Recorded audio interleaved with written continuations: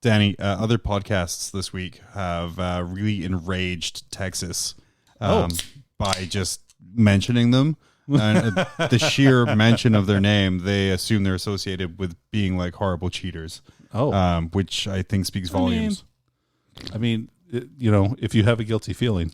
So we need to really work on our Texas audience and make sure we're not offending them. So we need to avoid trigger phrases. Okay. Yeah. And things that they're not used to hearing for 40K, so they're not offended. Okay, here's one. Okay. Right. You guys have a really good and strong meta. Oh, yeah. We don't want to imply that at all, because then they'll just, awful. Oh, here's another one. Okay. That was a really fun game. Thank you. You sure can drink a lot. Man, you are the largest state in the union. And then we definitely should have mentioned being good at Warhammer, because they absolutely are not. Yep.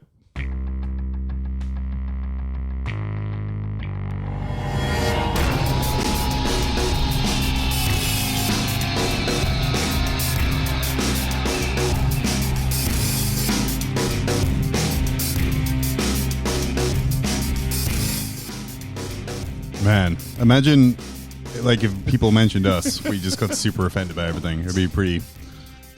Oh, it would be fucking crazy, dude. I'll tell you that. It would be awful. Yeah. But hey, anyway, welcome to Mob Rules. I'm John, joined as always by Always Offended Danny. Always Offended Danny. Right. That's your new go-to. It's not the eagle anymore. Right. Just it's always easily offended. Yeah. And your new catchphrase is Yee Haw. No. It's Yee Haw, I'm from Dallas. Oh, see, mine's is Ha Yee. I'm from the Dallas-Fort Worth area. The greater Dallas-Fort Worth area. Of true Ha Yee to yourself, my friend. So for many of you who don't follow the drama on competitive 40K, which we're really drinking like the bottom of the barrel for drama now. There's nothing happening. Right? So there's nothing happening. We're doing our best, guys. So yeah, we're really doing our best to do here. But I mean, I guess we could do like a little 40K MZ thing here and just straight up. Give me a second. News, drama, scandal, 40K MZ. Man, that's pretty good, actually. I think I'm just going to just cut that. So what do you got for me today, John? Texas. I mean, that's pretty much it. So Chapter Tactics, a little-known podcast in a small frontline gaming network run by Mr. P. by Pablo. Pie by Pablo? Yeah, whatever. You know what? We're just gonna call him like we see him, Pie Pablo. Yeah, it's a hybrid name, much like we're a hybrid podcast. They had a really good episode this week where they were talking about ITC teams and sort of like the benefits of the teams and then kind of what teams can do, why you should join a team. Yeah, and there's some solid benefits, right? There's some. I mean, we're members of team. We are, and one of those benefits is like I never really have to worry about getting a good game of 40K. That's one of the main benefits is I don't have to go in our local like state group page area and be like, hey, who wants to play a game? And I don't know if I'm going to be getting someone who's just going to crush my dreams or if it's going to be like just super cash game. I can know what to expect. Something they brought up though was that offends me. By the way. Was the super yeehaw? Yee, John. Yee. Something they brought up was the kind of the formation of super teams, right? Which kind of started with Beast Coast, whose membership was the entire West Coast. No. They were like Beast Coast is East Coast. Oh, Beast Coast is East Coast. Yeah, that's why it rhymes. Oh, well, that makes sense. Man, I thought they were West Coast for some reason. No. Because that's the best coast. Word. I'm saying coast too many times. But they were essentially the entire East Coast, right? So they were like getting really high scores. And that allowed them to kind of coast through the competition. Yeah, it sure did. It sure did. Yeah. So following the East Coast's example, and I don't think we meant to copy them, but us up here in Alaska, two of our bigger teams merged together. Right. Well, first of all, let's preface this. Okay. Most everybody on these two teams was already friends, right? Like, oh, for sure. Like I was on the other team for a while, and then I joined our Anchorage team. Right. And the other team is based primarily in Fairbanks, but they have members all across the state. Yeah, there's dozens of them. Literal dozens of them between the two teams. But what happens is because we don't have any majors up here. There's only 2 or 3 of us that travel for majors or things. True. We wanted to have the best team score we possibly could. So we took our 2 best teams and merged them together into one. I wouldn't say a mega team, but a super team. Yeah, it's a super team. But like there's only, I would say, about 12 to 15 of us who play regularly. Yeah, I would say total roster is 20 people. Yeah. Max. Yeah. But because it kind of falls into that amalgamation of teams rolling together for this reason. The example that was put out on Chapter Tactics was Texas. Texas. They formed an entire state team. Copying us. Yeah, obviously, and no one else. But it was pointed out, it was like this kind of like, it's not super good because, they're the number 1 team, but they're also the only ones really running events right now. Yeah. And like they're the number 1 team because if you show up to a tournament in Texas and it's a 16-man tournament, 15 of those players are going to be Team Texas. So it's kind of subverting a little bit what they were looking for that. They didn't say it was a bad thing. Like they just pointed out that this is something that's happening. This is like maybe not the intention of what the team were supposed to be. So of course, after they said that this wasn't the intention of what the team was supposed to be, instant meltdown. People commenting, it's complaining. Fucking bullshit, John. I'm mad about it. Mad as hell. I'm not going to take it anymore. Right. It was a valid tactic, and they'll look at Beast Coast. They did it. Those guys did it. Where's their day where they get slandered? So, of course, because there's no competitive 40K going on right now, really. There's no real games. There's no real releases now. Can I say no competitive 40K in the United States? Oh, yeah, but sorry. Because like competitive 40K is going on many other places, just not here. Yeah, just in places that have dealt with things properly. So there's been very little drama. And I think we've missed like several majors by this point. So by this point, we should be yelling at people about water cup placement or stratagem timing. God. Yeah, no kidding, man. So not being able to yell at people in the top tables. Premature deep strike. Like there's all kinds of things that we could be yelling at people about. Yep. There's at least 4 we could be yelling 4 about. 4 big drama moments. Big drama moments from each event. This has turned into like a major thing. So I've responded the only way I can by making memes, making fun of Texas. Yep. Good call. Yeah. I think that's pretty solid. But that's all it's been for 40K or 40K MZ this week. God, I hope there's tournaments so I can turn this bit into kind of a more fulfilling bit. I know, yeah. Hopefully more and more drama. Play games. Yeah, seriously. Have some fights. Send us your drama. Yeah. I want to know. Drink some beers, get a little rowdy, do a little punch up. Like, let us know. Yeah. Dread sock somebody. Yeah, absolutely. Absolutely do that. But absolutely use physical violence. Make no mistake of what John is saying here, folks. Oh yeah, we condone physical violence against each other over a toy game. The hardest I've ever rolled my eyes during a game of 40K was someone's like corrected me when I said they were little plastic spacemen. I was like, no, they're this, and they said their chapter name. I was like, oh, God, okay. This is how this game's going to go. But speaking of games and hobbying and things like that, Yee Haw.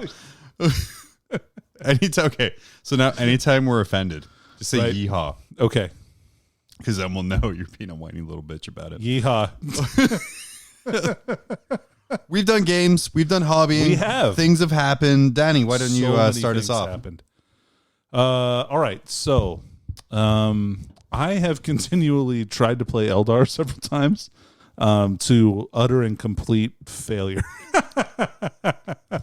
I guess I forgot how to play Eldar and my list sucks. So I'm going back to the drawing board on it and I'm going to try and mess around with a bunch of stuff. I think my favorite comment you had about your list was like, no, I'm not going to change it. I'm just going to complain about the fact that it doesn't work.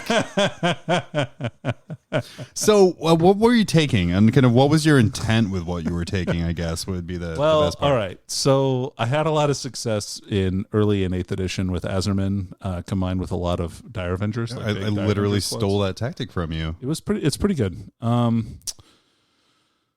And so I've been running Ulthway because I'm a fanboy, and I should be running like a real craft world, like a custom craft world, like that's better. So I'm running Ulthway Battalion and a God, what are they called? Harlequins. Yeah, they're Harlequins, but they're the Sky Serpents. I forgot what their name is, actually. That's really sad. Anyway, Soaring Spite. That's the name of the anyway. Then I'm running a patrol of them. But like, I think I'm getting good elements of both armies, but I'm not getting enough of one for the synergy really to like explode. So I think I'm just going to drop the Harlequins and start playing pure craft world. Yeah. I was going to say you're speaking about like not doing Elfway, but you have like such a boner for. I do love Elfway, and I love Eldrad specifically. Yeah, Eldrad specifically, you have a huge boner for. He is my favorite 40k character. So obviously he's going to be our worst person today. He's absolutely not going to be our worst person today. Sorry, he doesn't have enough traits to be a character. It's fine. No, he doesn't. No. And man, his rules are really dated. He was such a good caster at the start of 8th, but now he's like not. Yeah. Anyway, so I'm playing with him. I've got a Warlock Skyrunner and Azerman, and then 3 squads of 10 Dire Avengers with Avenging Shots, and the Exarch has double catapults. And then I've got a unit of 5 Shining Spears and 2 units of Swooping Hawks. And then for the Harlequins, I have Troop Master with Pivotal Roll.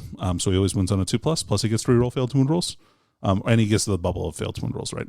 And then a squad of 10 Harlequins with 4 Kisses, 4 Caresses, and 2 backup dancers. I still like every time I made you repeat that in our game.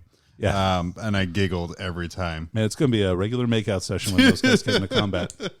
And then 2 units of 5 with 5 fusions, 2 Star Weavers, and a unit of 5 Sky Weavers with Haywire, of course. So it's pretty fast. Like the Hawks and stuff are really great at doing secondaries. Although I know Warp Spiders are better, so like I should probably try and take Warp Spiders. I have like 10 Warp Spiders painted, but God, I hate those models. They're so bad. They're so bad. So they're like the epitome of second edition to me, where it's everything is like how close to the chest, so the mold isn't huge. Right. And just so it has no undercuts, right? No. So it's all like exposed. Apart from the fact when the Finecast ones, which is the ones I have, and you just have so much like filing and cleaning to do for some of the stuff. Yeah. I have 20 metal ones. And yeah, anyway. So I played first against our friend Wallace, who had Thousand Suns and Chaos Demons, who just won an RTT with that list, which is really good. Yeah. So nice job, Wally. And then I got so I played him and just got fucking thrashed. Like I deployed so badly, and you know you have to actually like play good when you play Eldar. Like you have to put things in the right place and move in the right order and that kind of stuff. And I didn't. So I made some pretty critical mistakes and got punished really badly on the first turn and lost Azerman and my Troop Master right off the bat through some psychic power shenanigans. And Wallace has been playing demons for like a long time now, so he's got it pretty dialed in for what he needs to do. Yeah, and that list is really good. So it's really solid. And then I was able to like score maximum secondaries, but I wasn't able to compete on the primary at all. Mm-hmm. And so that was the same thing that happened in my game with John, where John just crushed me, and I got 0 primary points the entire game. I played a little bit better with the characters in that game. I think I was a little bit too aggressive at points, though, and like I should have held back a little bit with some of my units and not gotten quite so aggressive. But I don't know. I don't know why I decided that was a great idea, but it really wasn't. So I should have waited. I think usually when you've played me, like going super aggressive has been very rewarding for you. Sure. Because I've tended to be pretty defensive when I play you. Yeah. Well, okay. So in general, like lately, the armies that I've been playing, you have to play pretty aggressively. Necrons notwithstanding, because they're really a passive army in general. And I'm more of a passive player, I would say. Yeah. And like Necrons just kind of walk forward and tank stuff a lot of times, especially if you run infantry heavy, which I am. And I should have been a little bit more discreet with the Eldar. Like maybe lets you have the objective like the first turn and then taking it from you the second turn. Right. Because I like got in there almost immediately. I made bad plans. Like I put the Shining Spears into Plague Marines and lost all but one of my Shining Spears for like 2 Plague Marines or something like that because of the dude with the Strikes Last aura. Yeah. Which was tough. And then what else? I jumped the Harlequins in first turn. Like I got them into combat on the very first turn, and I shouldn't have done that either. Like that was a dumb move. So then you killed 3 Plague Marines with your 10-man squad. Oh my god, it was so bad. Yeah. But then I charged them with Blight Haulers. Right. The Harlequins? Oh no! I charged them with more Plague Marines. Yeah, and they just died. Yeah.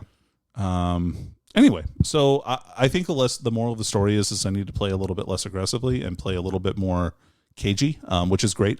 I can play that way, and I should be playing that way. So my mistake on that. And then it also speaks to how much better John is, because John was able to capitalize on a lot of my mistakes and play a really smart, well thought out game for the most part. I think he made very few misplays in that game. Thanks, man. He did really good. Yeah. I think when we talked about it afterwards, like one of the things is the list I'm playing right now is the list I played dozens of games with, and I'm at the point with it where the models aren't changing. I'm just changing around relics and kind of plague companies and and when I use strats. Or like a unit, right? Right. Yeah. So this was the first time I ran Spawn. Yeah.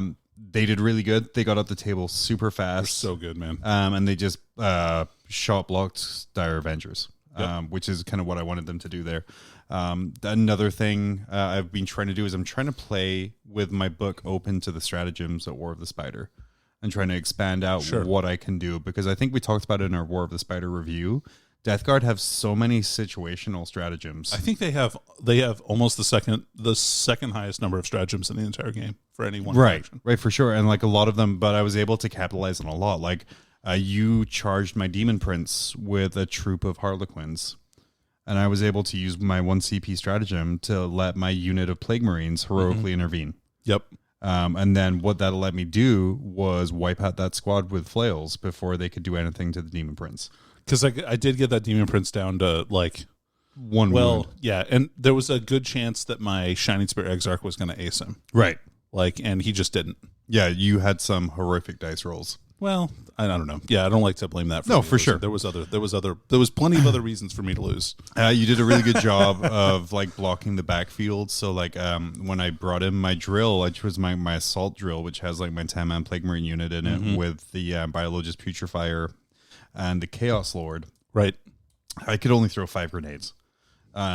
Because you had done a really good job of blocking me off of that, and I never finished my deploy scrambles secondary because I couldn't get a troop unit into the deployment zone. Yeah. But with those 5 grenades, I killed a 10-man Dire Avenger unit and a character. Yep. Got down to 1, just the Exarch left. Yep. And then just an Exarch, and then killed the Troop Master entirely. And the Troop Master did nothing that game yet again. So he had grenades thrown at him. Yeah, right at his face. But I think it goes, and I was listening again, referencing back to Chapter Tactics, which, much better podcast. Go listen to that. But they whoa. Much better podcast. They're a much better competitive podcast. We're a much better. They're a shitty hybrid podcast. Yeah, that's fair. They were talking about one of the benefits of teams is if you have a lower skill player in your team, like how do you help them improve? Yeah.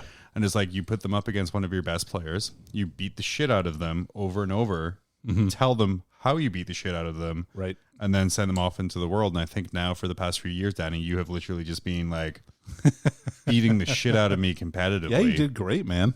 And it really, like, playing against someone of your own skill level or lower, you learn very little. Sure.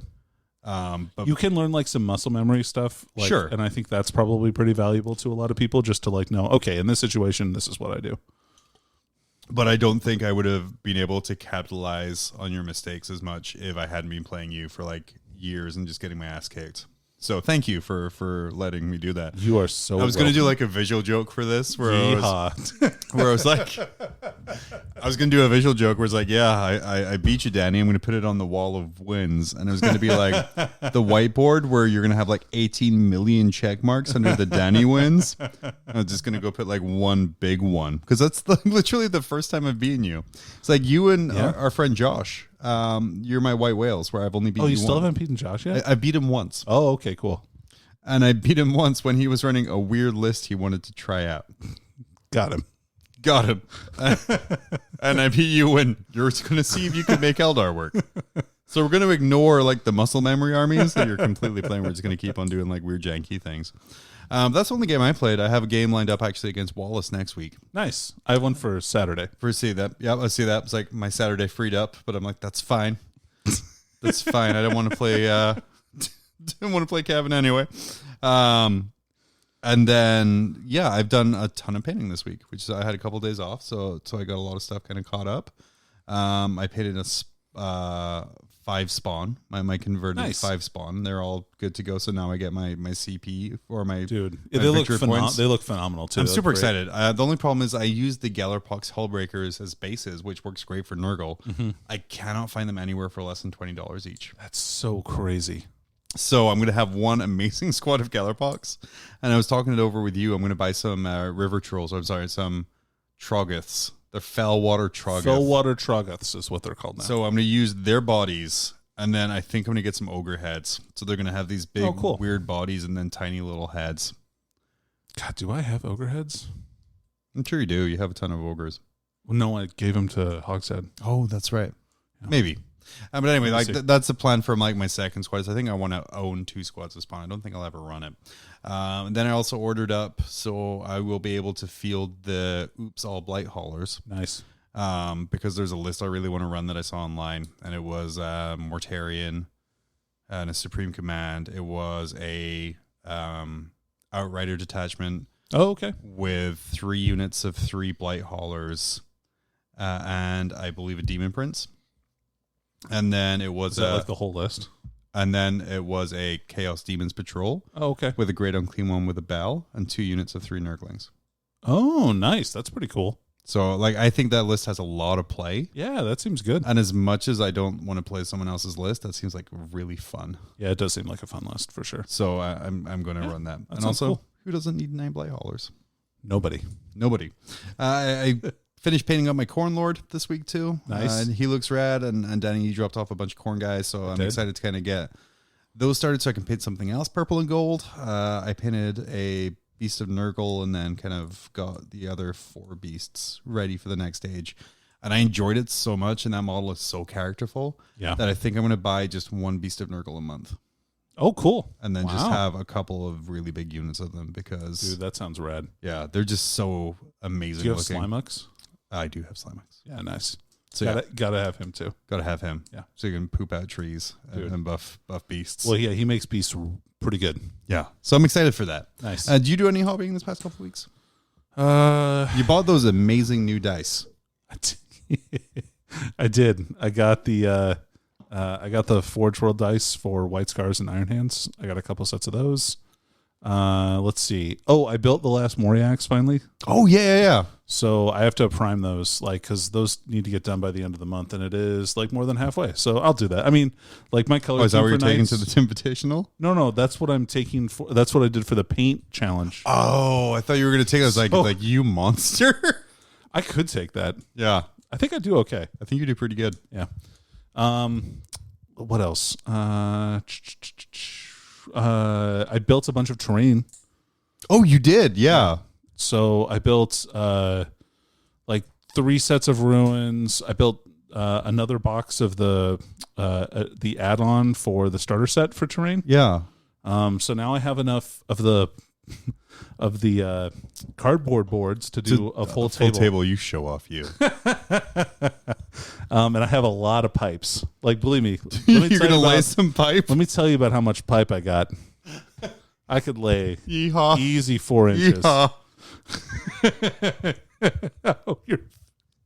Why is that offensive? Because you have so much pipe. You know what? Yee Haw to you too. Oh, jeez. That's all the yees we can haw. Yep. But not the haws we can yee. But we're going to take a quick break. We'll be right back. I'm sure you had more, but this seems like a natural No, it's good. It's fine. Do you have a single wound? A standard bolt gun? Having trouble maintaining an acceptable Xenos kill count? Only barely over 2 meters tall? Maybe it's time to ask your lieutenant if the Rubicon Primaris is right for you. The Rubicon Primaris is a prescription process that helps you to update that tired look. You may notice an increase in your purging abilities within 2 to 4 hours. You may experience loss of life, additional organs, and a points increase. Do not take the Rubicon if you plan on fitting into rhinos, drop pods, or other traditional vehicles. The Rubicon Primaris is not intended for second founding chapters. The Rubicon Primaris is for use on genetically enhanced super soldiers over the age of 800 only. You are encouraged to report negative side effects to your company's apothecary. The Rubicon Primaris. Because sometimes plot armor is just not enough.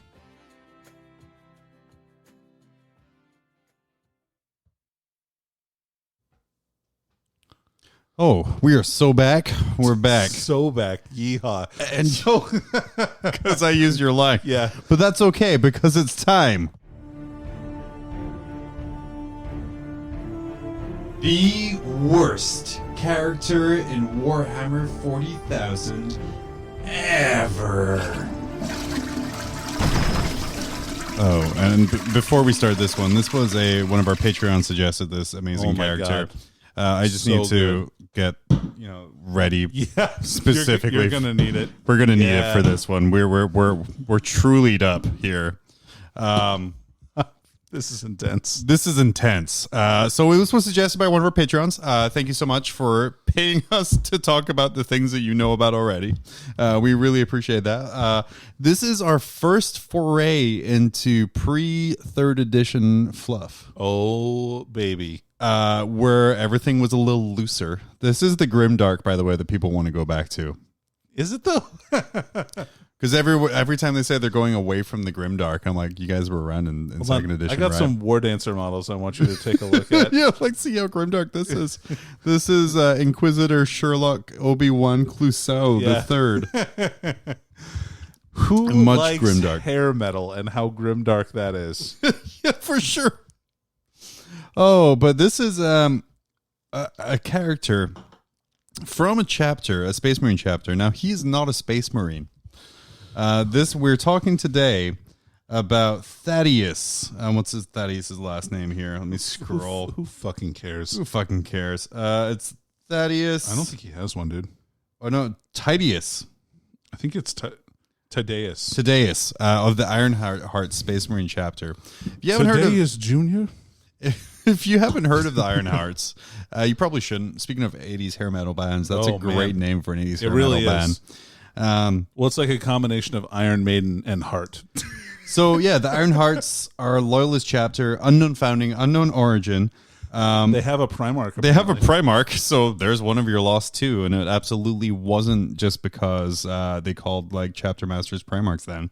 But their Primarch was called Rubinik, which I think is like Robotnik, like the Sonic villain. Yeah. But in but form? it's before Sonic was out, man. I mean, Sonic's been out a while. But yeah, Rubinik. So, Dr. Robotnik, the Primarch of the Iron Hearts. Yeah. Wait, doesn't Sonic have a lot of hearts in it? Like, don't you like... Rings, lots of rings. No, I know that there's rings, but like, isn't there a lot of hearts like on the animals and stuff like that? Oh, yeah, I think so. Yeah, like, they love you all the way. Wow. It's just a total ripoff. Nice job. So, what makes the Ironhearts... Yee-haw. So, yee-haw indeed. What makes the Ironhearts so unique is that they found a device called the Mimesis engine. Mimesis. Mimesis. Mimesis.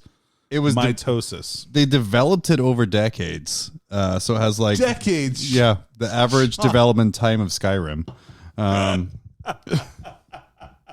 it was used. Apparently it was already old when the Emperor rose to power. So I'm guessing this is like from biblical times. Decades. But it was to assist in the training of Space Marine neophytes, which is what they called scouts at the time. Right. And Black Templars still do. Because these are actually Black Templars. Oh, is this like a successor chapter of Black Templars? I'm just making shit up again, dude. Sure, absolutely. Yeah, just real please that audience. But so they made this machine, this Mimosis engine, the Mimosa engine, and it was used to train. It was a VR headset. Let's not lie. Yeah. So nothing makes a Space Marine better or like more well trained than playing Beat Saber for thousands of years. Now I say it was a VR headset, but it wasn't really. God, none of this makes sense. It's great. So this is from the time where the background story was free and loose. And also people's knowledge about what virtual reality and technology was freer and looser than that. Well, because it wasn't real yet. It wasn't a reality. Yeah. If you will. Virtually. It virtually wasn't a reality. So apparently the neophytes climbed into rod and wire strung battle suits that enabled them to interact with the virtual worlds generated. So it seems like the Mimosa engine was just like the holodeck in Star Trek. I was thinking it was like the things from, what's that monster movie? The kaiju movie? Oh, they have to run in those Pacific Rim. Yeah, Pacific Rim. But this is when we come to notable personnel. Tydeus. He was a technician chapter serf. Right. But also a sergeant. But also an instructor sergeant. So when he was done with his like long shift of like polishing people's armor and putting people's armor on, he then went and trained them on how to fight. Here, I got this spot off. Don't shoot over there. When during time of his induction, he was an initiative honor, which apparently is a thing. People were saying like, "Hey, man, he's going to be a company commander someday. He's going to be the next Primarch. He's going to be a chapter master given time." However, his body rejected the gene seed from the Space Marines. Not once, not twice, but thrice. Thrice. So this guy, who was the savior of this chapter, a warrior so good that he could be chapter master someday, was his body rejected the very basic thing Space Marines need. Right.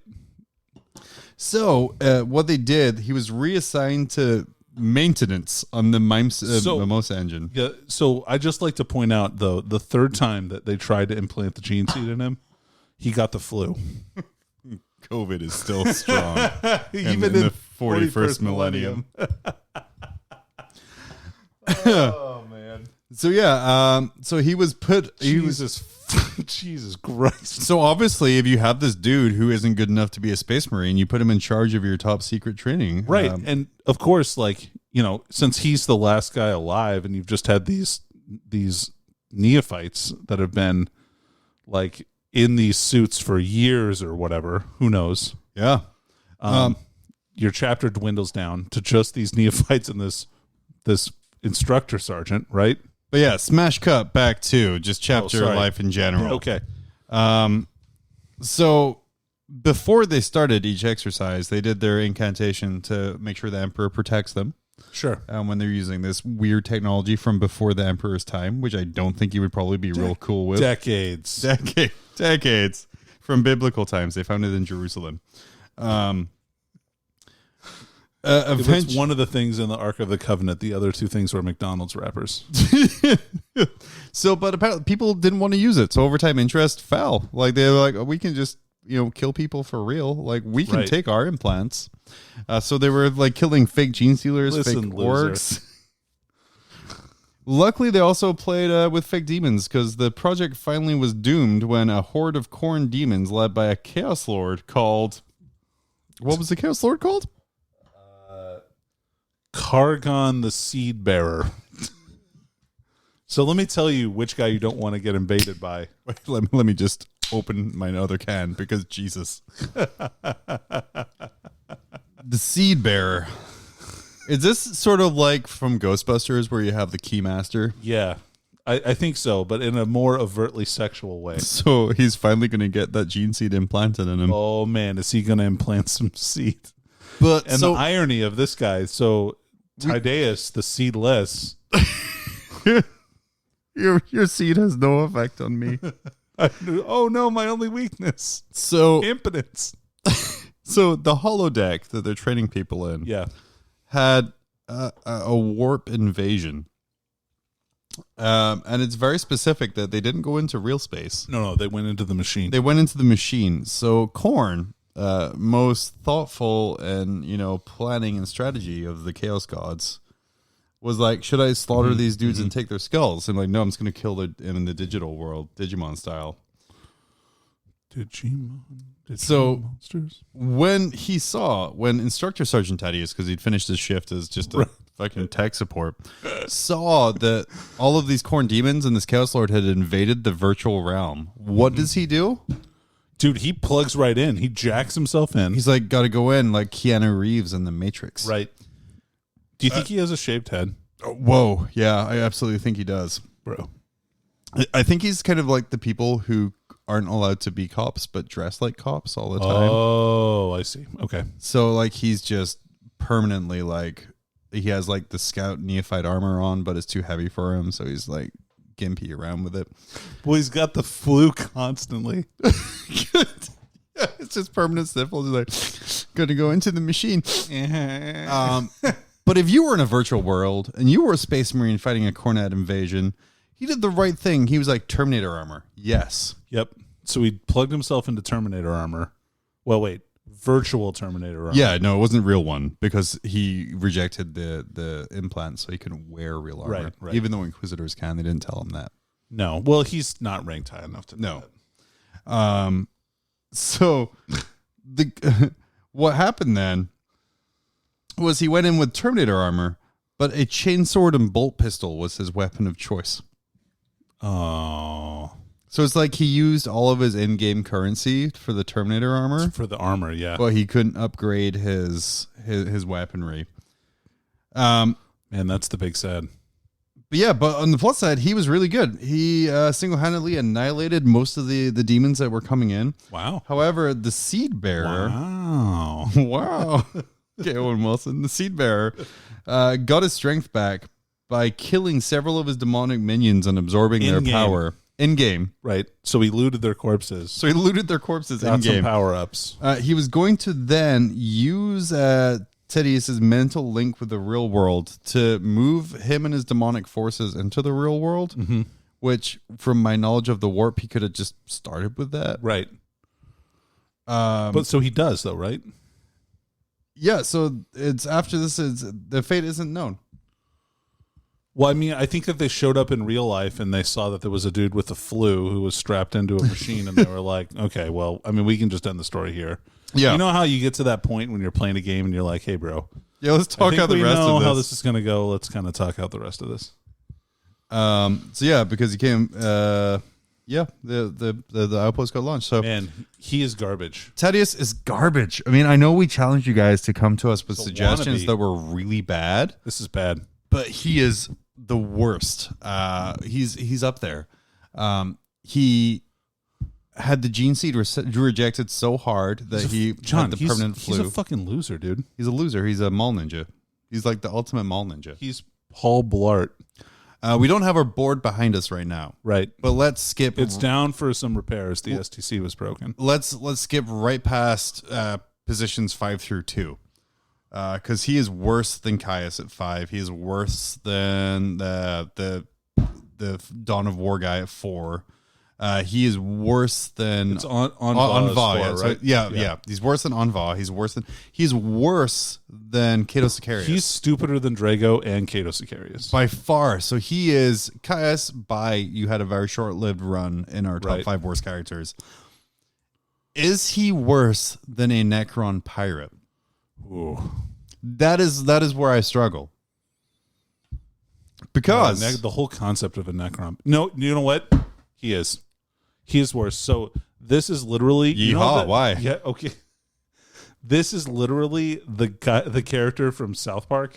The that which has no life cannot be killed. The guy from the World of Warcraft episode. Yeah, the World of Warcraft episode. He is that guy. That is Thaddeus. I mean, I almost want to combine it with the Seed Bearer because that dude, hi, I'm a Khorne Lord. Dude, who has their arch nemesis is a guy that talks about his balls. Not only that, so he's a Corn Lord, and he's like, Corn, I'm going to bring you so many skulls. You're going to ascend me so quickly. Oh, yeah. How are you going to do that? I'm going to go into a video game program. Let me show you. Let me show you some virtual skulls. Have you ever gotten this many achievements, Corn? I didn't think so. It's been an 8-week run at the top, but I have to agree. Yeah. That Thaddeus is the worst character. He is the worst character in 40K, 40K so far.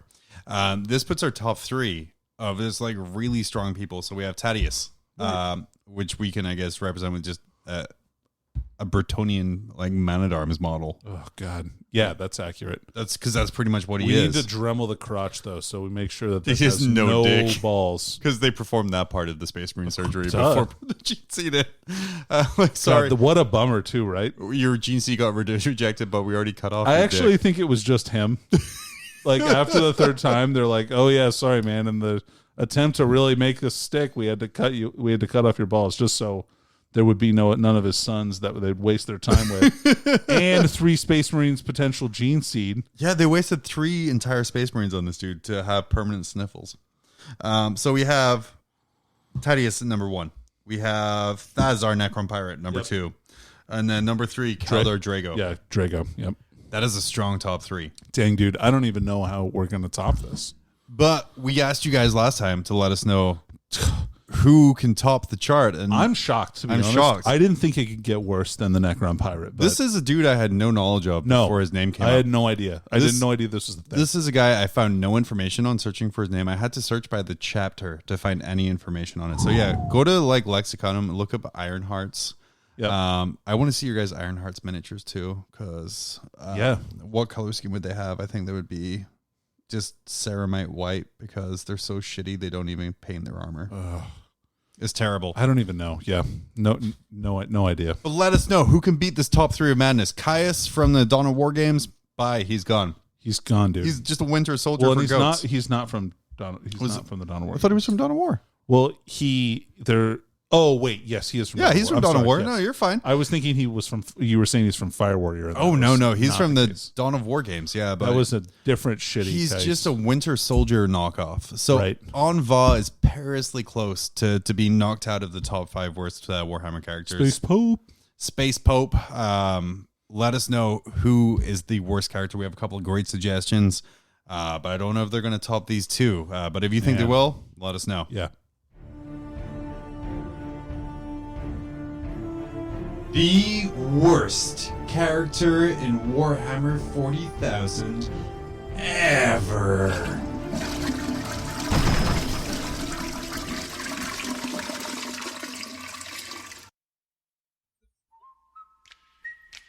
Earl Hagen was a legend.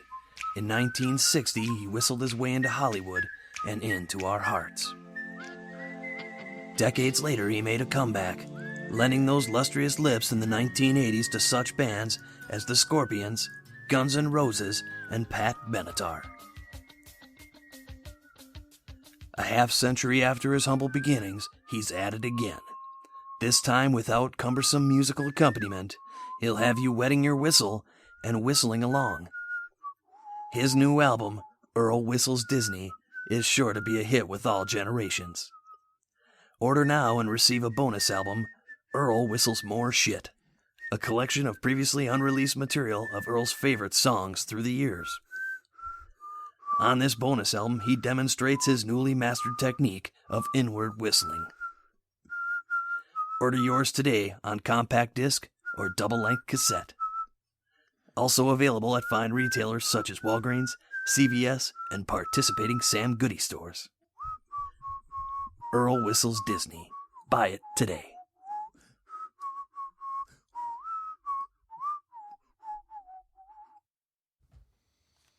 Oh man, people hate that commercial, but I love it so. It's my favorite. And that's why it'll never go away. Also because unlike our Primaris Rubicon Primaris ad, it doesn't get outdated by new rules. Speaking of new rules, oh yeah, baby. I'm so smooth with those transitions. Yeah, dude, nice job. There was a big preview last weekend. It was the big Codex preview. So cool. Where they released a bunch of information about Space Marines and let us know the Necrons were getting a Codex too. Yeah. Hey, look at that. Yeah, look at that. And man, they show off some cool models. I almost started a Necron army again. Fantastic. Yeah, dude, I am so excited. All right, so let's talk about Necrons first, then we can talk Let's do about Marines. Okay. So they previewed one data sheet from each of the new books. One Necron data sheet, one Space Marine data sheet. The Necron data sheet they previewed is a brand new spanking unit. Oh, yeah. Yeah, the Ophidian Wraiths. Yep. Or Ophidian Wraiths. I think it's Ophidian, though. So they are, or not Wraiths, I'm sorry, Destroyers. I say Wraiths because they look very much like the 3rd edition Wraiths. Real skinny. Right, real skinny, snake body, a couple of weird manipulator claws. But these guys also have some of the swords and weapons from the Scorpec Destroyers as well. Oh, nice. Yeah. So they look cool. They seem like they're a decent unit. I don't know how amazing they are yet. I mean, we'll have to wait and see exactly how they work. But I'm pretty hyped for them. The other thing that was previewed was some of the stats for the Silent King. Oh, yeah, they did do that. So they showed how many wounds he has. He has 16 wounds. And then each of his little menhirs, the little body blockers that he has. The Triarchal Menhir. Yeah. Are they 6 wounds? Is that right? They are 5 wounds each. Oh, 5 wounds each. 3 up save, 1 attack each. So 1 attack each. Imagine getting punched in the face by a Menhir. I think it just falls on you. Yeah. It's weapon skill 6. So yeah, just meh. So obviously those guys are meant to take some blows for him. So before he starts losing wounds, you can take some wounds on these little menhirs. I would guess that they probably have some like an invulnerable save and or like quantum shielding. I think that would be really cool. Yeah. What else? Flayed ones. Yes. Remember what I was talking about last year? Those models are so awesome. I want like 40 of them, and I don't even have that Necrons. Yeah, they have just like little faces on them. The claws are so much longer, dude, and they're all crouched and hunched, and they have raptor claws on their feet. Yep.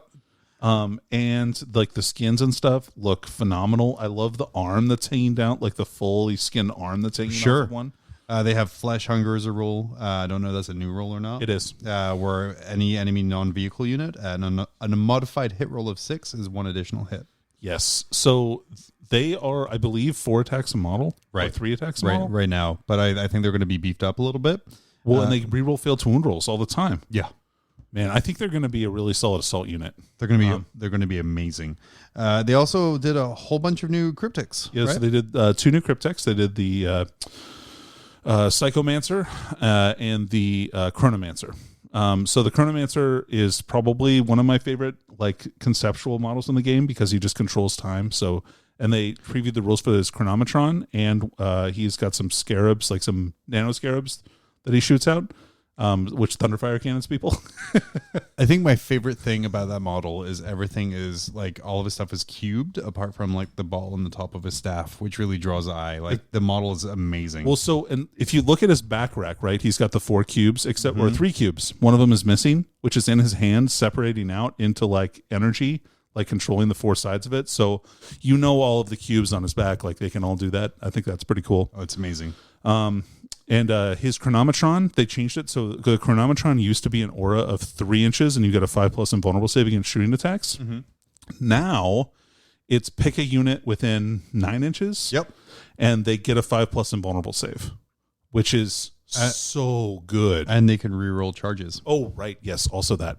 Because the Chronometron like slows down time around which is really good for your new unit of flayed ones. Hell yeah. Well, flayed ones for the new destroyers. Yep.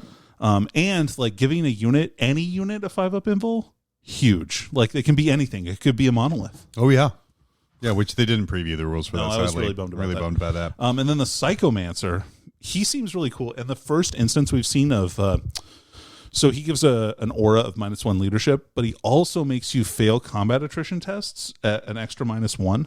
So if you fail a morale test and you're below half strength, you're running away half the time. You're -3.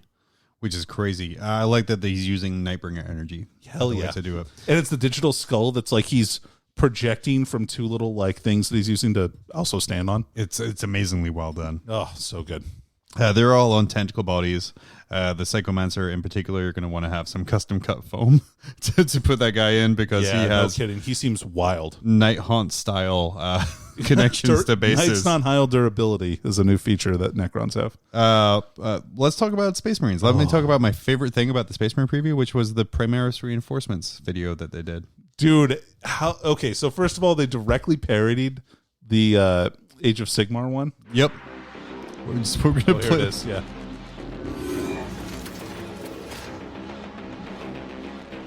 Lord Cole, you can't just solve all of our problems by making more Primaris Space Marines.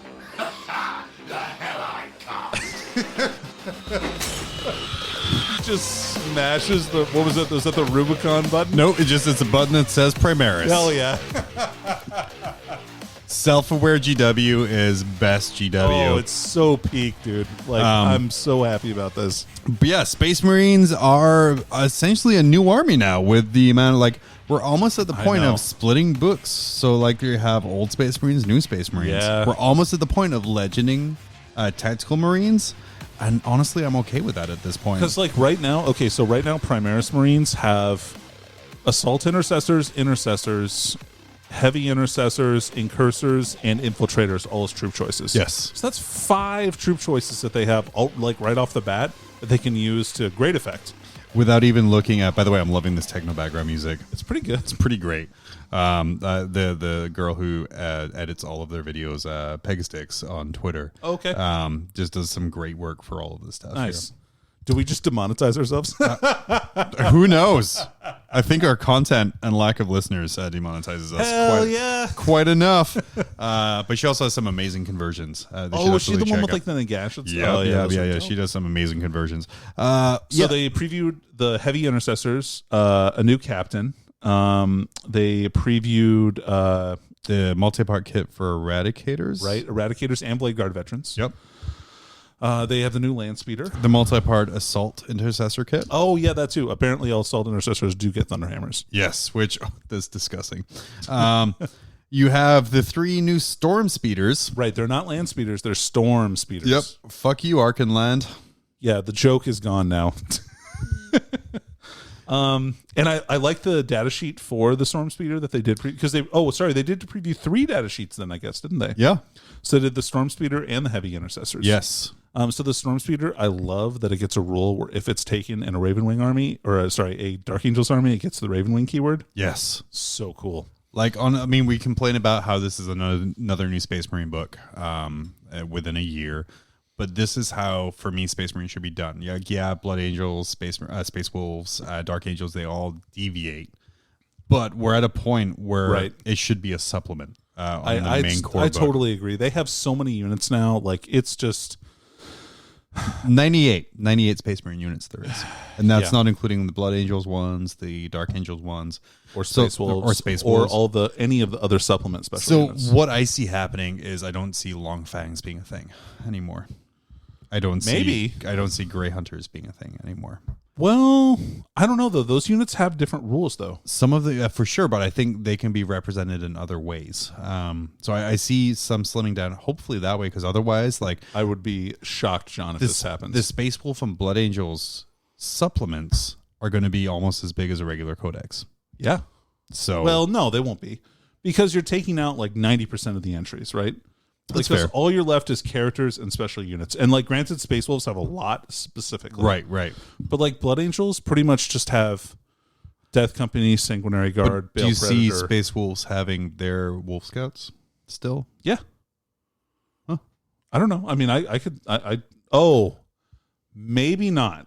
So that's what I'm saying. So I'm like, seeing, maybe Wolf Scouts, I could see that. I can see Wolf Scouts. I can see Long Fangs going away. Because what extra special rules do Long Fangs have? Long Fangs reroll ones naturally, like to their to shots. I see that could be a strat. Yeah, but it won't be. No, there's no. We'll see. Well, anyway, we'll see. So like, so we'll see how that. I have something for this. It's the baseless speculation brought to you by Spiky Bits. So like, probably right. So Space Wolves have a ton of units though, right? They have all the special characters. And then you have 2 troop choices. Yep. And like, I think you make it so that like, okay, so here's something I can see. Sure. Like, as an entry, they say Devastator squads gain the Long Fangs keyword, and they get this ability. Yes. I can see that. Or like Grey Hunters, like tactical Marines get this ability and they can take this equipment. For sure. Like I see some slimming down that way. I can see that. Instead of like an entire unit entry, it's just this unit gets this keyword. Sure. But like Blood Claws, you can't like just replace Blood Claws because they're just very different. Fair. And then we got some of the new weapon profiles previewed.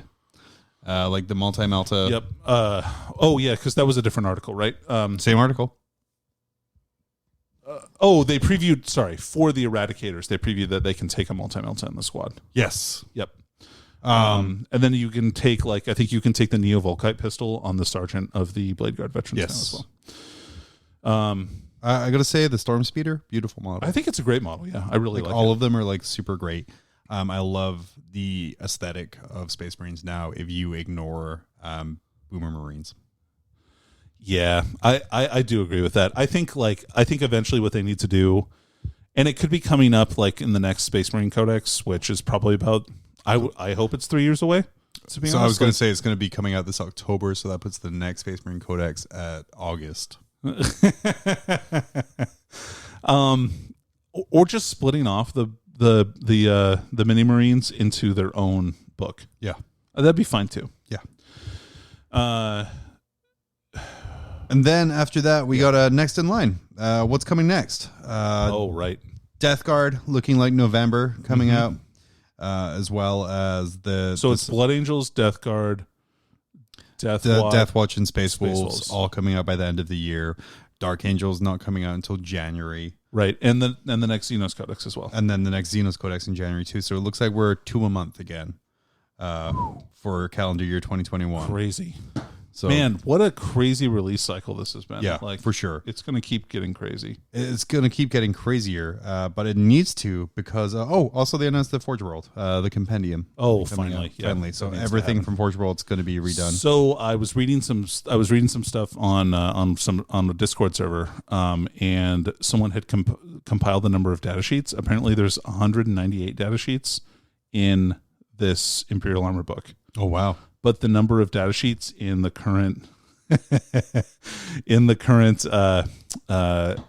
chapter approved is like 300 something. So there's going to be a lot of reduction in Forge World. Yeah, so either they're going to start combining unit entries, which I don't know, we'll see. Or there's going to be a ton of reduction, yeah. I think there's going to be a ton of reduction. A lot of the out of print stuff is going to be gone. Yeah. But yeah, it'll be interesting to see. It'll be interesting to see how that all plays out. Especially because it's all combined into one book now, as opposed to 3 that it was before. Right. I'm super excited for my Death Guard, though, because... so they're getting a new character and a fortification, it looks like. Yeah, it looks like a fortification, a new character, probably some changes to some basic rules. And again, I'm very excited. I think it's time, like the book we were talking about is 3-4 years old. Yeah, it's one of the oldest books. Up until a couple months ago. It is the oldest book. It is because it was the first codex that came out with 8th edition. Yeah. It was it before Space Marines? It might have been. Or I don't know. I don't know, but it kind of, like, I think those came out those are same roughly time. the same time. But it's going to be the oldest 8th edition book by the time it came out. Up until War of the Spider, it was just okay. So, if that, it was pretty bad. It was pretty bad. Yeah. So I'm excited to see what we get. We got a new character, which looks like a HQ Terminator version of he's got a twin-linked flamer. Twin-linked flamer. Because they power fist. Yeah. Hell yeah. So I'm excited to see where that goes and kind of what comes out there. That's our baseless speculation for that. We're going to come right back. And Danny's got something to get off of his chest. Okay. Baseless speculation. Brought to you by Spiky Bits. Probably. Danny, usually I'm the one who complains from my soapbox. I use it to cover for my lack of skill for sure and time playing the game. But now that accurate. Now that I'm good, yeehaw. That's totally fair. I can't kind of complain so much, but I agree with you on this rant, which is why it was added at the 11th hour. It really, like literally today. Really was literally today, and we have still talk about other stuff too after this, but that's cool. We can roll into this stuff, dude. Yeah. Okay. So before we talk about this, really quick, let me mute this here. I just want to say one more thing. Oh yeah, for sure. Games Workshop released an article, right? Yep. About weapon changes in general. Yes. So they listed out all of the different weapons that were being changed, and they're all things that we thought were changing. Flamer range going up, multi-melta, new melta rules seems like it's much better. Pretty much the stuff from Indominus that people were bitching about. So like the storm shields, some of the other stuff, and then like listing out different units that would affect. Right. So like storm shields and custodes, like blah blah blah. Big winners, big losers. Right. Let's sell some Sisters of Battle Retributor boxes because they kidding. They appeared so many times. So much better. Yeah. So of course this set the internet on fire because like, oh shit, look, Space Marines are getting all of this stuff. Let's totally ignore that. Most all the Imperial armies plus Chaos armies, since they share so much like war gear, are getting updates. In addition to all the other armies that borrow Imperial war gear, like Gene Stealer cults and things like that. I think my favorite thing was like people were complaining about it online, and they're like, "Yeah, another Space Marine buff. When are my Elder going to get love?" And I'm like, "Well, your Banshees have power swords, right?" Right, exactly. And they're like, "Yeah, but aside from that one, what is everyone else getting?" I'm like, "Well, Gene Stealer cult has access to a lot of that stuff, right?" Well, aside from that army, well, I'm like, "Well, Chaos Space Marines have a lot of," and it's just like it's not just Space keeps Marines going, yeah. Man. So, look, guys, like, okay, first of all, let's talk about Space Marines. All right, so this is Salty Ditty is what I have this under here because it's from Thazar. It works. Oh, right. It's like an 8-bit pirate tune. Heck yeah. Space Marines represent the easiest financial opportunity for Games Workshop over any different other faction. So updating Space Marines is the most financially easy and sound decision that Games Workshop can make because they can make one kit and make it apply to like 11 different armies, right? Because the Space Marine chapters like individually are so much different than any other faction. Like a Space Marine chapter, like the difference between White Scars and Iron Hands is so much different than the difference between like Vostroyans and Catechins for Imperial Guard. Like you just can't compare the two like on any kind of reasonable basis. And yeah, that's because Space Marines have gotten more support and things like that. That's the way that it is. It's literally the most popular army in the game for good reason. Let me put this into another perspective. Games Workshop's stock price when 8th edition was released was $39.65 a share. Okay. And we've been kind of complaining that 8th edition was like hugely Space Marine focused. They had a lot of Space Marine units come out. People have made graphs of like only last year the right? hundreds of units that Space Marines have like put out. Their stock price today is $128 a share. Man, so it's like triple? So that is quadruple almost. Oh, because it was $30 a share. It was $30 a share. Yeah, when it came out. Yep. So yeah, Space Marines sell. Yeah, and like I remember in my time working as a manager, like and ordering Games Workshop product quite often in a game store, like just the Space Marine line itself, like in fact, just Tactical Marines outsold the entire fantasy line. Yeah. I think when the End Times came along, the paint range was outselling the fantasy line. It's crazy. So like. To put this, and this was way before End Times. We're talking like 6th edition fantasy, right? Oh man, good fantasy. Well, all right. I'm muting myself again. Space Marines take up a lot of space, and Space Marines like it just the ability for Games Workshop to profit off these guys is crazy high, and they're all different. It only takes a little bit to like make. All of these it only takes a little bit of effort to make a sale that can span, like I said, like you've got 6 Space Marine factions that come in that come in supplements, right? So that's 6 armies. There was 7 supplements that came out, right? Because there was one for each original chapter. Yeah, 6 because there's 9 original Loyalist chapters. Okay. So you have 6, the original Loyalists, plus Space Wolves. Yep, Space Wolves. Blood Angels. Death Watch. Dark Angels. Okay. So that's 10. So already we're at 10 baseless, and that's without doing custom chapters. Right. Not custom chapters.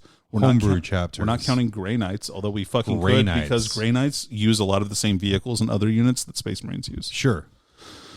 So It's very easy again for Games Workshop to really make an impact by releasing one kit and then giving it access to it to all these Space Marine So you could chapters. make one unit. Right. And you could make, okay, this is my Chaos Space Marine unit. And you sell that to 4 to 5 armies, maybe like max. Right. Whereas if you make it that same unit, but put a little Space Marine price tag on it, that's 11 armies, like Easy. right off the bat, that have to buy that unit. Dunzo. Yeah. So, oh yeah, sorry, we didn't count Black Templars.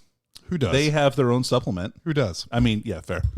Anyway, so there's a dozen armies. In addition, if you count up all of the armies in 40K, because the Space Marine armies do play so much differently, I do count them as different armies. You can count them as one if you want to. That's up to you. But they play so much differently and so thematically compared to other armies that you almost have to count them as different. Ever since the supplements came out, Oh my God, an Iron Hands list is completely different from an Imperial Fist list, which is completely different from a Raven Guard list. Right. And the Iron Hands and Imperial Fists are both shooty chapters, right? Mm-hmm. But they play totally differently, which is great. And is exactly how they should. Anyway. That Pixar.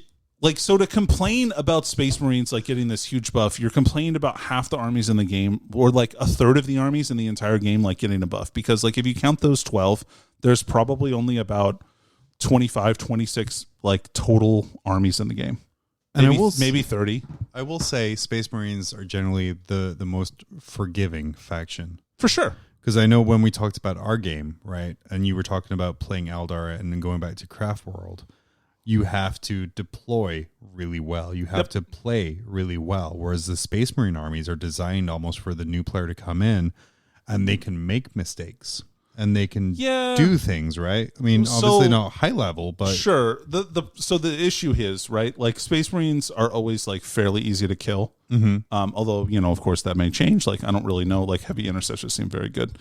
But they have a low skill. It's easy to get into Space Marines and be okay. Right. But I think it's probably pretty hard to play Space Marines at a super high level. You still have to be a good player to do well with them. But you can kind of come in, throw a few repulsors down on the table and do really well with them, right? Probably not. Oh, okay. I would say. I mean, you may say that you can do that, but things that I've lost to a lot, just kind of throw it out there. Well, I mean, but at the same time, so don't disparage our other teammates, John. No, he's a meme. I'm better than him. He's a meme. Okay. My point to all this, right, is that saying that you're sick of seeing Space Marines get updates is not really a fair comment, because they take up so much of everything in the game, and they're a Mary Sue. Yeah, but they are the most popular army, and Games Workshop is going to continue to do things that make that make good business decisions for them. And this is one of them. I don't think this is going to drive anybody out of the game. And I think that they're really doing a good job of fully replacing lines. They did that with Sisters of Battle. Yep. They're going to be doing that with other armies. They're doing that with Necrons. The entire Necron line pretty much is getting replaced. Apart from huge Ghost Arcs and your croissant ships, everything is pretty new. Ghost Arcs, or the Arcs, the barges, so the Catacomb Command Barge, the Flyers, Immortals and Death Marks, and Wraiths and Tomb Spiders. That's it. I think that's it. Everything else is it's crazy. There's so many more units, so much more playability. I'm very excited about that release. But yeah, and secondly, the second part of this is, as we've seen with a new article that literally came out today. Yeah, right? I'm very excited about it. You only have a small piece of the picture until you have the actual book in your hand. So complaining that Space Marines are going to get a buff is stupid, because you obviously haven't seen points. We've seen some weapon profiles, but we haven't seen them all. We don't know what else has changed, and things are changing and getting better. But Games Workshop has already said that points are going up on Space Marines in general. Right. So, the game is already less killy. I think that Space Marines are going to be not as easy to play. I think it's going to be probably harder to play them. Well, and it's what we were hearing from playtesters about Ninth, is you need to specialize in one faction, because it's going to get so much complicated. harder to play well. I think it's gonna be a lot harder to just jump around between a bunch of stuff because like the ability that the supplements give Games Workshop to like really delve into a faction and like make them have access to like 50 stratagems. Yeah. It's hard to like know exactly which ones to play at any one given time. But it's an important thing, again, to look into. You don't have the full picture. Right. And so because you don't have the full picture, like we saw today when they released the article about how character auras are changing. So I would say the biggest complaint about Space Marines, right? Biggest complaint about Space Marines, all the rerolls. Yes. Like rerolls are so powerful, like Chapter Master rerolls are so dumb, they ignore all my negative penalties to hit. And now there's only a -1 anyway. And like, yeah, they're just going to hit with everything. It's going to really suck. But now, like we're seeing, yeah, they're going to have rerolls, but the rerolls are going to be limited by what units can accept them because they're adding in this new core keyword. Yeah. And the core keyword is specifically designed so that all of the most powerful auras the army has is only going to affect troops, which like John and I have talked about this quite a bit. We both love this change. Like, yeah. We think it's amazing. It's so simple. It's so deep. Like for us, it came out of left field. Like neither of us were expecting this to be the change. But even if you look at what they talked about for Space Marines being core, where it's Terminators, bikes, like troops, things like that, it makes perfect sense. Yep, exactly. And the beauty of it is if something starts getting too good, like say aggressors are core troops, and they're getting too good and they're getting two buffs, they just release an FAQ that says remove the core keyword. Yeah, instantly worse. If they have something that isn't as good, like the new Space Marine Landspeeder or Storm Speeder, if that isn't add the core keyword. Is such a simple, powerful change to make. Oh my god, it's huge! Like that changes everything about them, and it makes so many other different things apply. Like I can't express enough how great of a change how great of a change. But for all the people that were complaining about Space Marines like the day before, like you had no idea. No. Like you had no idea what was coming down the road next, but you decided just to complain without seeing the entire picture first. So I think it's super important that not only do you see the entire picture, but you also wait until we have like some viable actual numbers to actually complain about this stuff. Yeah. So like when Space Marines are totally dominating the meta, it's totally fine to complain about that. Like if they're getting a 70% win rate with a new book, like that's great. But like to complain about them now is stupid because the new book is right around the corner. We have no idea what we're going to see in it. I mean, we have some idea. We actually know. We have a pretty good idea what we're going to see. We have a pretty good idea what we're going to see. But we don't know the particulars, and the devil is in the details for this stuff. But I think the important thing to remember is we alluded to it earlier with our kind of 40K MZ. There's no competitive play really going on right now. There's nothing really happening. So the slightest bit of news that's being released is being torn apart for any kind of negativity to fuel Comp 40K. So, like for instance, Salamanders won one grand tournament, right, in the United States, like the one that was going on, and they won one in the UK. Yeah, but granted, I am not as paying as super close attention to the news as I normally do. But that's not that much stuff going on. But yet everybody is like Salamanders are great, and they are. They're very good. But I don't know. I just wish that everybody would like bide their time a little bit more before going hard complaining about it. All I know is I pay attention to the Falcon. And fair. He is not even talking about stats or how it works because there isn't enough information yet. He's waiting until they hit that magic, 2,000 games or 2,000 tournament games played. And that's when he'll be like that. But yeah, you're absolutely right that we only have half the picture. I think I'm really looking forward to the Space Marine book now. I want to see it, man. I want to see it. And I think when it comes, it's going to be such a long video. So, okay. So, yeah, I mean, it's going to be huge because, we may have to break it up into like... We will absolutely be breaking it up into different parts. Yeah. How to maximize those clicks. Yeah. So just keep that in mind. Everything is changing. Nothing is staying the same. Like everything is in motion. Games Workshop can fact all of this stuff in an instant and change things. Like we just need to be patient, and we need to like before everybody has like a giant fucking blowout wine fest. Like just really think about what's coming down the road, and that you don't have like every piece of the puzzle. No, and control what you can control. I can't control how good Space Marines are going to be. I can control how good my list is going to be. Correct. I can control how well I play my list. and focus on beating those Space Marines. Focus on doing that. And I've seen, like, I know Seth from our Rogue Trader Network partner, Dangly Boys, just kind of been like, hey, Grey Knights were broken in 5th. We had Leaf Blower Guard. We've had other broken things before. It's not going to do any good to focus on how it's broken. Focus on how to beat it. It's not the end of the world. And I think 9th edition gives us the tools to do that, because individual units can be good.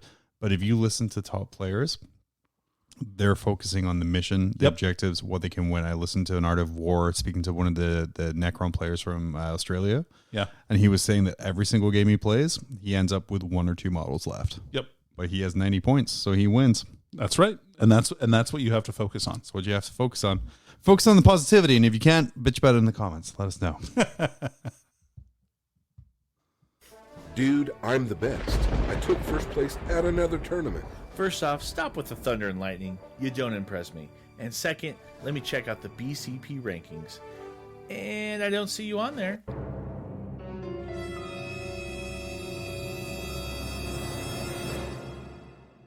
What? Your TO needs to download the Best Coast Pairings app and run events on it. After the event, the results are uploaded into BCP rankings, and the best part, it's easy and free. But I play multiple game systems. No big deal. The BCP app can be used for any game. A ton of events every weekend are using it, from major international tournaments to local stores. And now that it's available on Android devices, you're going to have some serious competition. There can be only one. BCP Rankings is a fun and exciting way to measure how you or your team stack up. No matter what you play, your score goes to an overall ranking, or compete to be the best in a game, a circuit, a region, or the world. Download the app or visit www.bestcoastpairings.com for more info. Best Coast Pairings. Are you the best? Oh, we're back. Hey, can I do a mini soapbox while we're waiting? Yep. So I have in front of me here Horus Heresy Book 9, Nice. Crusade. This was a $131 book. That's real metal, folks. That's real metal. $131 book I bought. I haven't played Horus Heresy in 3.5 years. Yep. I bought this. Checks out. I bought this book solely because I own the other 8. And I'm a completionist, Danny. And I'm like, well, I'm like $1,400 in the hole so far. What's another 131? Here's the thing about this book. This book is skinnier than all the other Heresy books. Yeah, by a lot. Which is fine. I get it. Dark Angels aren't that interesting a Legion. Ooh. But it's also moderately taller than all of the other Horus that's Heresy really books. annoying. So, why isn't the right size? So I have 8 books that are the same size, and this one book that is moderately taller. Man, that's really annoying. It's really fucking annoying, let me tell you. All right. Why? I wonder what the design. Fuck you. That's a decision. That's pretty much Horus Heresy at this Yee point. fucking haw, my friend. Yee haw. So yeah, that is my wonderful book 9, which I'm going to take out of the wrapping because otherwise I never will. Yeah, that was our soapbox. So I think it's really time we get into some jank. We had some popular jank. Okay, cool. From last time with our Gellerpox infected jank corner. Including some wonderful comments such as, first you have, like, I put up the very clickbaity title, How to Win with Gellerpox. To which I had comments such as, Laugh React. First you have to remember what Gellerpox are. Other kind of fun things like that. But we came with some really good kind of combos on there. So, we could do a jank corner. Sure. Or. That was really loud. Or what? This is your bit. So, or we can do a Danny's big badass combos. Dang. That's way less janky. Yeah, it is. It's just a lot of BBC. Just a lot of BBCs. So going forward here, we're going to have, some weeks we're going to have jank. Some weeks we're going to have just BBCs. Right. But whatever's going to happen, we're going to leave. It's going to fly right at your face. We're going to leave you with a smile on your face and leave you satisfied with with whatever it is. So Danny, last time I had Gellerpox infected. Right. A wonderful little 180-point patrol that I can use to jank away with. What's your BBC this week? All right. So the one I wanted to talk about this week is I wanted to talk a little bit about something that's very close to my heart. Oh, let me So do I have to cue the music up again? In light of today's articles about some of the auras changing to for Space Marines specifically to only affect core units. So like, your captain's auras of reroll ones. A lot of Space Marine players might be thinking to themselves like, well, what do I do with all my tanks? I have so many repulsors. Right. Like I have 3 repulsor executioners. I've won, 2 out of 3 games I ever played with them. And I'm every not RTT I've gone 2 and 1. And I want that to continue. And sometimes I even get second place. But like what I really want to do is move up in the world and be I broke John. Yeehaw. So I came up with some ideas that people can use, and I think that Iron Hands will definitely come out as like the preeminent vehicle faction in 9th edition. Sure. So what makes that work? Because as we've seen today with kind of like the core, right? Your chapter master with his reroll ones doesn't work. Reroll misses doesn't work. His lieutenant with the reroll ones, the wound doesn't work. Well, and the reroll ones, like, sorry guys, that's just going to have to keep continuing to be a thing. There's nothing really that we can do about that, apart from having like strength 1 billion guns on your stupid Floyd tanks. Just have like strength 12 or whatever.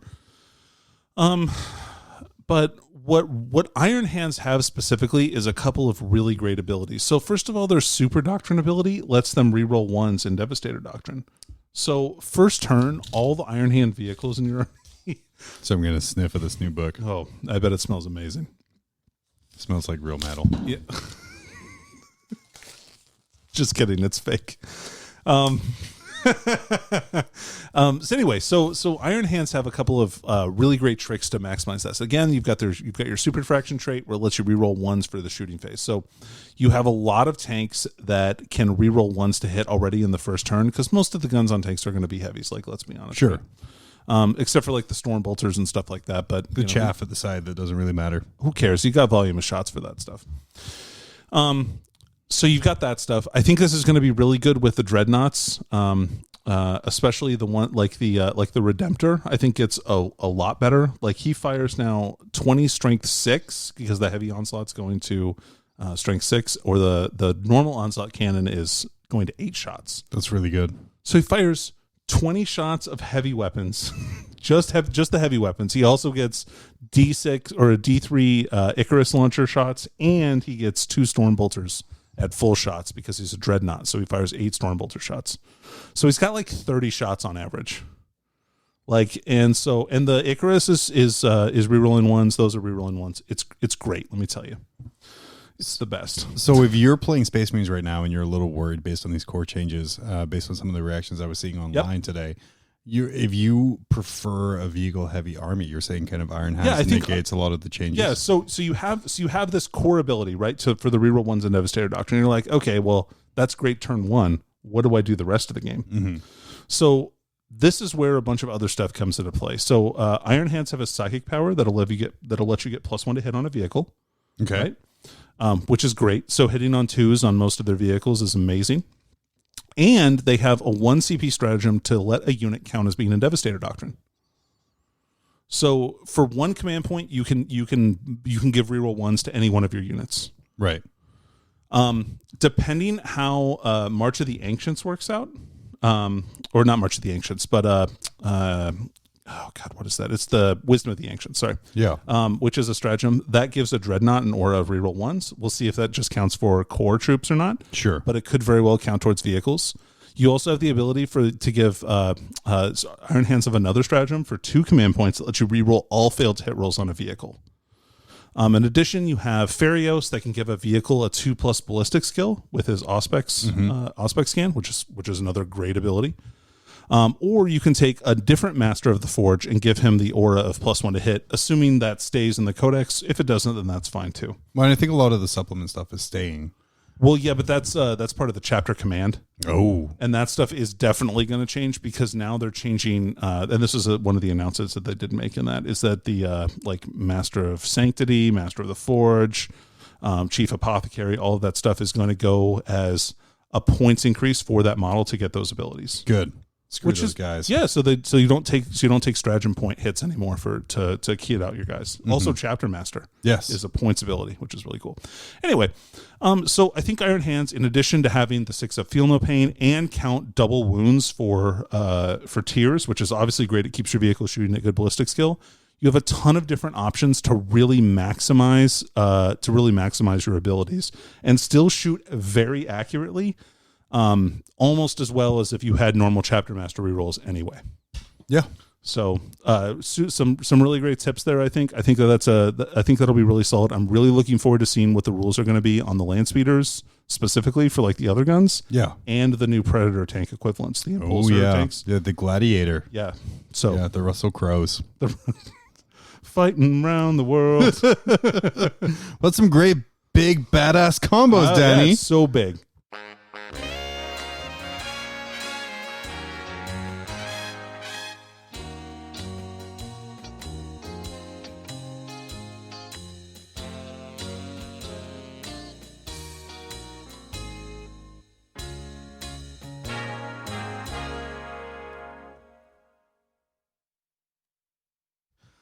Oh man, well, it's not my jank, but that's okay. I think Sorry, John. it's okay. We'll come up Sometimes with some more jank later on.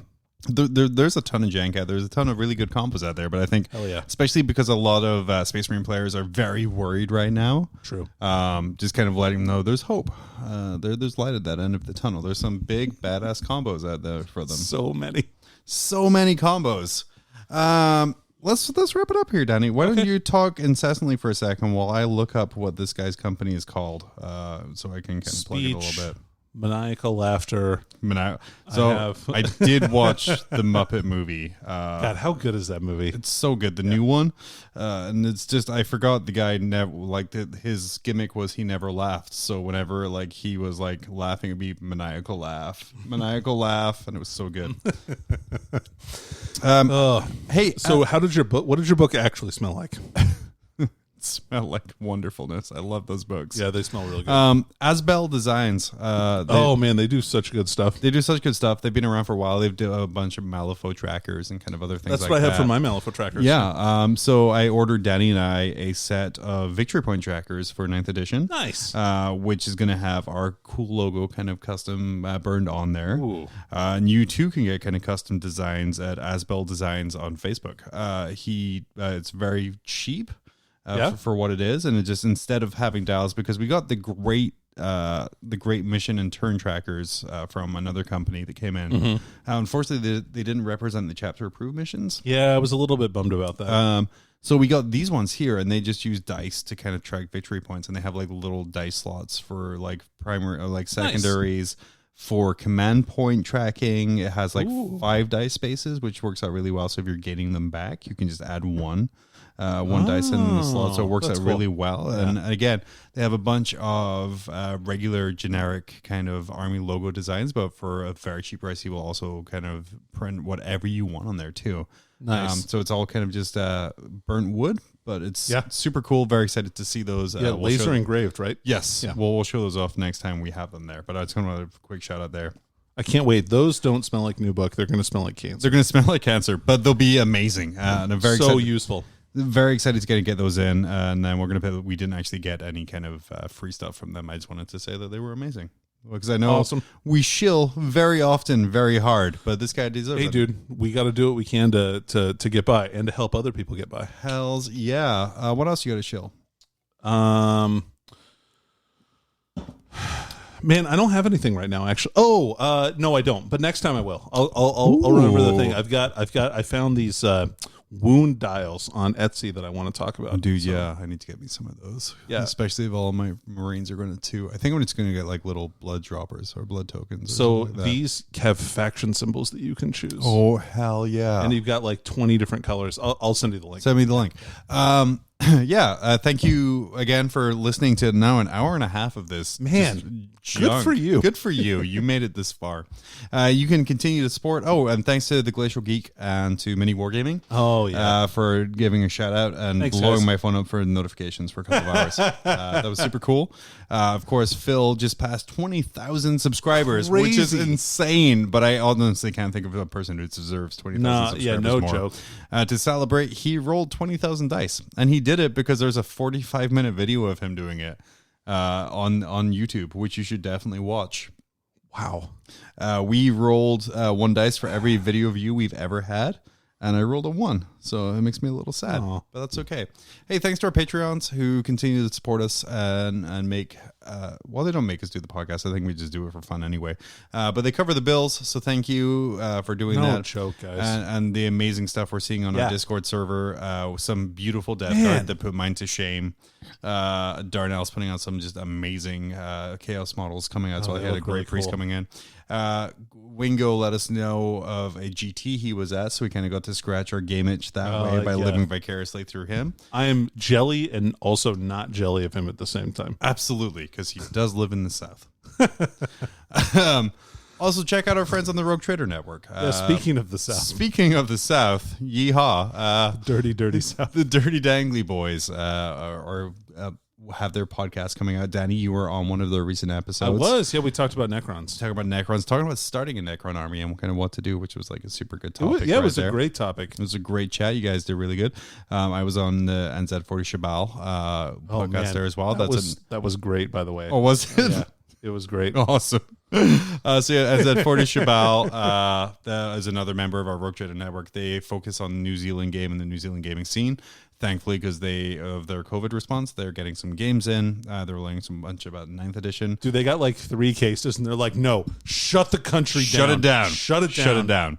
But great guys there. And then also our buddies at the High Lords of Terra putting out some really quality content with some great insight into kind of GW and the game as a whole. That's about all I want to really plug. Cold Open Stories. They had an amazing open submission.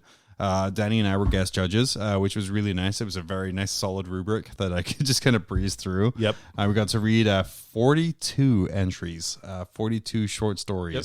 42,000 word stories. Not 42,000 word stories or 42,000 word stories. 42. 42 Period. 1,000 word stories. There were some really great ones in there, and it were. goes to show the passion of the fan base and also the community that Collins built with Cold Open Stories, which continues to release kind of really high quality 40K content. Yeah, no joke. No joke. So check them out on YouTube, coldopenstories.com as well. Mm-hmm.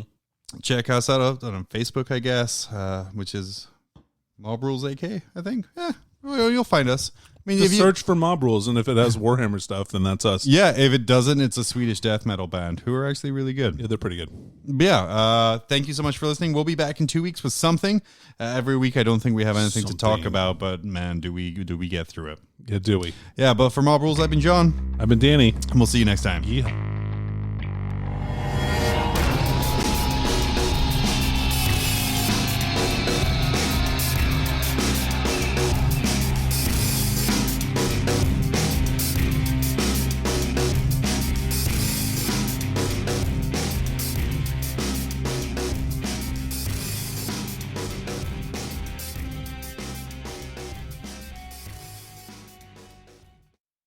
Braun T. Hey, fuck you guys. People loved Brand T-Bot and I wasn't even used this time. All your favorite units are no longer core. Fuck you. Kill yourself.